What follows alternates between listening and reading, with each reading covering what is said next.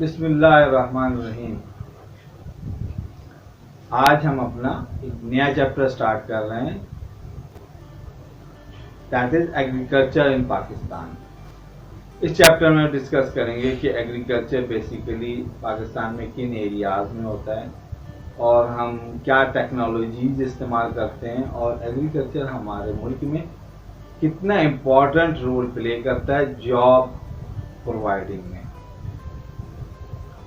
इसके अलावा कितनी टाइप की हमारे मुल्क में पाकिस्तान में कितनी टाइप के क्रॉप सीजन होते हैं और कितनी टाइप की क्रॉप्स और कितनी क्रॉप्स की वैरायटीज होती हैं, ये हम इस चैप्टर में डिस्कस करेंगे। और इसके बाद हम उन तमाम क्रॉप्स या एग्रीकल्चर क्रॉप्स को डिस्कस करेंगे वन बाय वन, जो पाकिस्तान में प्रोड्यूस होती हैं और एज ए फूड यूज़ होती हैं और एज ए कैश हम उसको यूज़ करते हैं और एक्सपोर्ट करते हैं और फॉरेन एक्सचेंज पाकिस्तान को उससे मिलता है। तो इन तमाम प्रोडक्ट्स एग्रीकल्चर प्रोडक्ट्स को हम वन बाय वन डिस्कस करेंगे। तो इनिशियली ये पाकिस्तान वैसे तो बहुत ही तेज़ी से डेवलप कर रहा है, इंडस्ट्रियलाइज्ड हो रहा है और उसके पाकिस्तान के बहुत सारे शहर सिटीज़ जो हैं वो मेन इंडस्ट्रियल हब बन चुके हैं इन प्रीवियस ईयर्स, जिसमें मुल्तान, फैसलाबाद, सियालकोट और डिफरेंट और सिटीज़ जो हैं वो काफ़ी डेवलपमेंट हुई है और वो एग्रीकल्चर के अलावा भी जॉब प्रोड्यूस कर रहे हैं। लेकिन स्टिल पाकिस्तान एक एग्रीकल्चर कंट्री है और almost more than 60% of population agriculture से इंगेज है। इट मीन्स कि still Pakistan depending on agriculture and agriculture products. Pakistan का most of the agriculture area जो है इंडस प्लेन है, जहाँ पे जो कि पंजाब, सदर्न पंजाब और सिंध का इलाका है जो कि इंडस प्लेन कहलाता है। ये इलाके जो हैं बेस्ट एग्रीकल्चर प्रोडक्शन देते हैं और पाकिस्तान के लिए बहुत बड़े जो है फॉरेन एक्सचेंज अर्न करने का बायस बनते हैं। इसके अलावा पाकिस्तान की इसके अलावा जो है ज़्यादातर जो लैंड है वो नॉन फर्टाइल है और एग्रीकल्चर के लिए भी सूटेबल नहीं है। इसमें बलूचिस्तान और KPK का इलाका है, टोटल माउंटेनियस रीजन है और एग्रीकल्चर के लिए प्लेन रीजन जो है वो रिक्वायर्ड होता है। और पाकिस्तान में जो है ऑलमोस्ट पाकिस्तान के कितने लोग इसमें इंगेज होते हैं, अगर हम 1955 या 56 का सर्वे देखते हैं तो ऑलमोस्ट 66% जो हैं वो हमारे पाकिस्तानी जो है एग्रीकल्चर में इन्वॉल्व थे या किसी न किसी तरह से एग्रीकल्चर में इन्वॉल्व थे। जबकि वो ग्रेजुअली जो है, अगर हम 99 और 2000 का सर्वे देखते हैं तो वो डिक्रीज हुआ है और 47.3% पे आ गया। यानी वो हमारा जो एग्रीकल्चर डिपेंडेंसी थी वो कुछ कम होती चली गई और इंडस्ट्रियलाइजेशन बढ़ती चली गई। ये इस सर्वे में इन दोनों जो 50 ईयर का जो एक सर्वे है वो हमें ये जो है फिगर शो कर रहा है कि इनिशियली पाकिस्तान में ज़्यादातर लोग मोर देन 66% जो है वो एग्रीकल्चर में इंगेज थे, बट इन 99 और 2000 में ये परसेंटेज डिक्रीज हुई। अब 47 और 40 के करीब 47% के करीब पाकिस्तानी जो है एग्रीकल्चर में इंगेज है। पाकिस्तान इतना बड़े एग्रीकल्चर कंट्री है और इतनी बड़ी पॉपुलेशन जो है वो प्रोफेशन में इंगेज है, लेकिन स्टिल बहुत सारे जो फार्मर हैं वो अभी तक ओल्ड टेक्नोलॉजीज को इस्तेमाल कर रहे हैं। जैसे बुलडॉग्स है या फर्टिलाइजर है, वो पेस्टिसाइड्स कंट्रोल नहीं करते, उनके सीड्स अच्छे नहीं होते, वो अभी तक वो पुराने ही जो टूल्स है और जो उनकी जो एंसेस्टर्स की तरफ से वो एक तरीका चला आ रहा है फार्मिंग का, वो वही कर रहे हैं। इसके अलावा बहुत सारे ऐसे फार्मर्स भी हैं जो बहुत ही लेटेस्ट टेक्नोलॉजी को यूज़ कर रहे हैं, जिसमें पेस्टिसाइड्स, इंसेक्टिसाइड्स, थ्रेशर, ट्रैक्टर्स और न्यू सीड्स और फर्टिलाइज़र, जो बहुत ही अच्छे किस्म की फर्टिलाइज़र हैं, वो यूज़ कर रहे हैं और अच्छी प्रोडक्ट और अच्छा अमाउंट और एग्रीकल्चर प्रोडक्ट का एक अच्छा अमाउंट हासिल कर रहे हैं। अच्छा, ऑन द अदर हैंड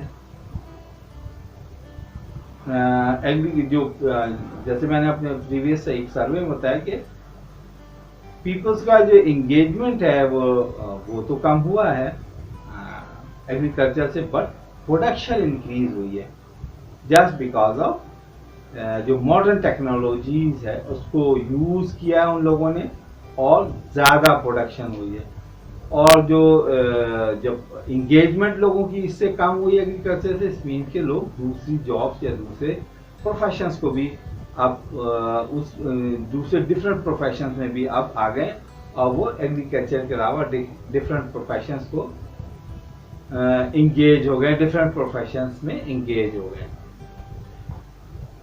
अच्छा, जैसा कि मैंने पहले बताया कि पाकिस्तान का जो एरिया है, लैंड एरिया, जो पाकिस्तान का लैंड एरिया है वो बहुत ज़्यादा फर्टाइल नहीं है, एग्रीकल्चर के लिए सुटेबल नहीं है। तो most of the fertile area Indus plain है, जिसमें पंजाब जो है वो एक बहुत बड़ा एरिया जो है वो एग्रीकल्चर एरिया जो है वो अक्वायर करता है। ऑलमोस्ट पूरे पाकिस्तान का जो एग्रीकल्चर एरिया है उसका 1/4 जो है वो पंजाब प्रोविंस जो है वो अकेला उसको कवर करता है। इतना बड़ा पंजाब एरिया, यानी सेंट्रल पंजाब और सदर्न पंजाब पूरा एग्रीकल्चर प्लेन है, जिसमें इंडस रिवर और उसका एग्रीकल्चर, उसका इरिगेशन सिस्टम और पंजाब के जो डिफरेंट और रिवर्स हैं उनका इरिगेशन सिस्टम जो है पंजाब को बेस्ट एग्रीकल्चर लैंड जो है वो बनाता है। बट अनफॉर्चुनेटली इतने बड़े एग्रीकल्चर एरिया का भी जस्ट 57% जो है वो हम एग्रीकल्चर के लिए जो है वो यूटिलाइज कर पाते हैं। बाकी जो अदर 33% है वो हम इसके अलावा जो एरिया है वो अनयूटिलाइज रह जाता है। और इस 57% का भी जो 70% है वो हम अपने फूड क्रॉप्स के लिए जो है वो यूज करते हैं। यानी पाकिस्तान में दो तरह की क्रॉप्स होती हैं, एक कैश क्रॉप्स और एक फूड क्रॉप्स। कैश क्रॉप कैसी होती है? वो क्रॉप्स जो हम सेल करते हैं विद इन द कंट्री और उसको एक्सपोर्ट भी करते हैं, बट उसको हम एज ए फूड यूज नहीं करते। उसकी सेल में हमें कैश जो है वो ज्यादा हासिल होता है। जैसे कॉटन है, शुगर केन है, टोबैको है, इन सब चीजों को हम एज ए फूड क्रॉप तो नहीं यूज करते, बट वो एज ए कैश के तौर पे बहुत इम्पोर्टेंट जो है वो एग्रीकल्चर प्रोडक्ट है। इसके अलावा फूड क्रॉप्स हैं जो कि हम एज ए फूड यूज करते हैं विद इन द कंट्री। अपनी जो हमारी जितनी भी रिक्वायरमेंट है उसको हम पूरा करते हैं और फिर एक्सपोर्ट भी करते हैं, जिसमें हम राइस, व्हीट और मेज और डिफरेंट और प्रोडक्ट्स हैं जिनको हम एक्सपोर्ट भी करते हैं और अपनी जो जितनी भी हमारी मुल्क की कंट्री की रिक्वायरमेंट है उसको हम पूरी करते हैं। तो इस तरह की ये दो प्रोडक्ट्स हैं, cash crop and food crop. इसी तरह हमारे मुल्क के जो है वो दो एग्रीकल्चर जो है सीजन है, एक खरीफ सीजन कहलाता है और and the other one is Rabi. Rabi जो कि समर में जो प्रोडक्ट हम क्रॉप्स को क्रॉप्स लेते हैं या क्रॉप्स को हम लगाते हैं फॉर एग्रीकल्चर, वो खरीफ क्रॉप्स कहलाती हैं। और वो क्रॉप जो कि विंटर में हम लगाते हैं, जैसे व्हीट है और मस्टर्ड है, मिलेट्स है और डिफरेंट जो usable as a food crops हैं, वो हम विंटर सीजन में लगाते हैं, जिसे हम क्या कहते हैं, रबी क्रॉप्स कहते हैं। ये दो तरह की हमारे यहाँ पाकिस्तान में क्रॉप सीजन होते हैं और टू टाइप्स की क्रॉप्स होती हैं, यानी फूड क्रॉप्स और कैश क्रॉप्स। और दो तरह के सीजन होते हैं, एक खरीफ सीजन होता है एग्रीकल्चर का, और सेकंड रबी। तो इन दोनों जो रबी सीजन, खरीफ सीजन और रबी सीजन होते हैं, इनमें डिफरेंट टाइप की प्रोडक्ट को जो है हम वो ग्रो करते हैं। खरीफ में हम कौन सी करते हैं, कॉटन, टोबैको, मेज, शुगर केन, और वाइल रबी में जो है वीट, ग्राम, मिलेट्स, मसूर एंड मस्टर्ड, ये जो है एग्रीकल्चर प्रोडक्ट्स को हम ग्रो करते हैं। अब हम वन बाय वन तमाम जो हमारी फूड क्रॉप्स हैं और कैश क्रॉप्स हैं उनको हम डिस्कस करेंगे कि किन एरियाज में होती हैं, उनकी मेन प्रोडक्शन के मेन एरियाज कौन से हैं, और ये कितनी अमाउंट में होती है। हम उसको अब within the country utilize कर लेते हैं या हम उसको एक्सपोर्ट भी करते हैं। ये हम इन तमाम जो हमारे पाकिस्तान में एग्रीकल्चर प्रोडक्ट्स हैं उसको हम वन बाय वन जो है वो डिस्कस करेंगे। तो सबसे पहली जो हमारी फूड क्रॉप्स में आती है दैट इज वीट। वीट जो है एक रबी क्रॉप्स है जैसे मैंने बताया, और इसका जो स्वान का सीजन है वो अक्टूबर टू नवंबर होता है, और इसकी जो हार्वेस्टिंग होती है वो अप्रैल और मई के बिटवीन अप्रैल एंड मई होती है। ये इसका हार्वेस्टिंग सीजन है। वीट नॉर्मली एक ऐसी एग्रीकल्चर प्रोडक्ट है जिसको माइल्ड टेम्परेचर रिक्वायर्ड होता है और बहुत ही लो रेनफॉल रिक्वायर्ड होती है। और इसके अलावा इसको जो at the time of harvesting May, April and May में जो है इसका हार्वेस्टिंग सीजन होता है। It means in the and इसको राइप अप के लिए बहुत ही हाई टेम्परेचर, और मई और अप्रैल जो है वो बहुत ही वार्म क्लाइमेट होता है उस वक्त, इसलिए बहुत ही अच्छी तरीके से राइप अप होती है। तो ये इसका हार्वेस्टिंग इसलिए ये विंटर में स्वान की जाती है और अप्रैल और मई में जो है वो हार्वेस्ट की जाती है। पंजाब के और सिंध के अलावा यानी जो इंडस प्लेन का एरिया है, ये वेस्टर्न हाईलैंड में भी ग्रो की जाती है, स्वान होती है और हार्वेस्ट होती है। बट वहाँ की प्रोडक्शन पर एकड़ जो है वो बहुत ही लो है क्योंकि वो प्लेन एरिया नहीं है। और लेकिन जो पंजाब और सिंध का जो प्लेन एरिया उसमें बहुत अच्छे अमाउंट में होती है। और क्योंकि इंडस प्लेन की जो एरिया है या रीजन है बहुत ही फर्टाइल रीजन है, और ये वीट के लिए बहुत ही एक अच्छा इलाका है, हमेशा से रहा है। फॉर द एंशिएंट टाइम ये पूरा एरिया जो है एग्रीकल्चर के लिए बहुत अच्छा है। दैट इज वाई अभी तक वीट और डिफरेंट जो एग्रीकल्चर प्रोडक्ट्स के लिए इंडस प्लेन बहुत ही एक सुटेबल एरिया है।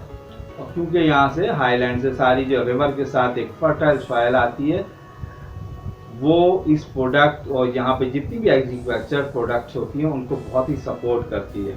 तो पंजाब, सदर्न पंजाब और सिंध का इलाका एग्रीकल्चर प्रोडक्ट स्पेशली वीट के लिए बहुत ही सुटेबल एरिया है। और पाकिस्तान में ऑलमोस्ट जो है 22 मिलियन टन पर ईयर जो है वीट होती है। 22 million ton is a big amount, एक बहुत बड़ा अमाउंट जो है वो वीट का पाकिस्तान प्रोड्यूस करता है। और ये जो पाकिस्तान वीट प्रोड्यूस करता है ऑलमोस्ट उसकी तमाम जो इंटरनल रिक्वायरमेंट है यानी पाकिस्तान की जितनी रिक्वायरमेंट है उसके लिए इनफ है, और वो एक्सपोर्ट भी इतना एक्स्ट्रा उसकी अमाउंट प्रोड्यूस हो जाती है कि पाकिस्तान उसको एक्सपोर्ट करके फॉरेन एक्सचेंज भी अर्न करता है। ये एडवांटेज है पाकिस्तान की वीट प्रोडक्शन के लिए। यानी वीट जो एग्रीकल्चर प्रोडक्ट्स है पाकिस्तान के लिए एक डबल एडवांटेज है कि विद इन द कंट्री जितनी भी रिक्वायरमेंट है एक तो वो पूरा कर लेता है, और जो इनफ रिक्वायरमेंट से इनफ या एक्स्ट्रा एक प्रोडक्शन होती है, अमाउंट होता है, वो पाकिस्तान के लिए फॉरेन एक्सचेंज भी अर्न करने का वजह उसका रीज़न या कॉज बनती है। फॉरेन एक्सचेंज भी पाकिस्तान उससे अर्न करता है। तो आज की हमारी ये जो एग्रीकल्चर प्रोडक्ट है वीट, ये हमने क्लोज किया और नेक्स्ट लेक्चर में हम डिफरेंट जो एग्रीकल्चर प्रोडक्ट हैं उसको डिस्कस करेंगे।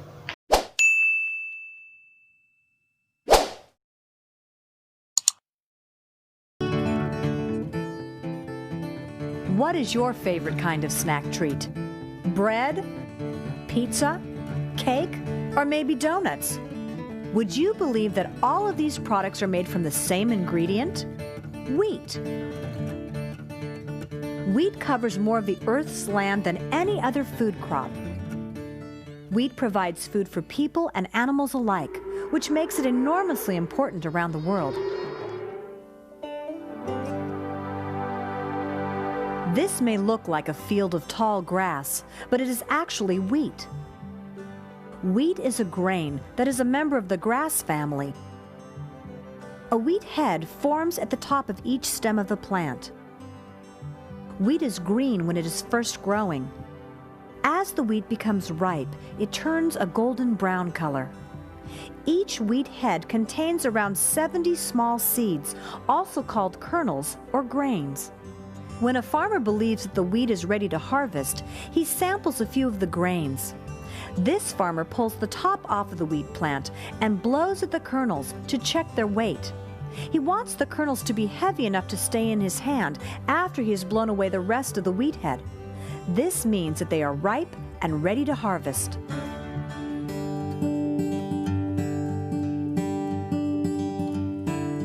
In order to make bread, the baker begins with flour.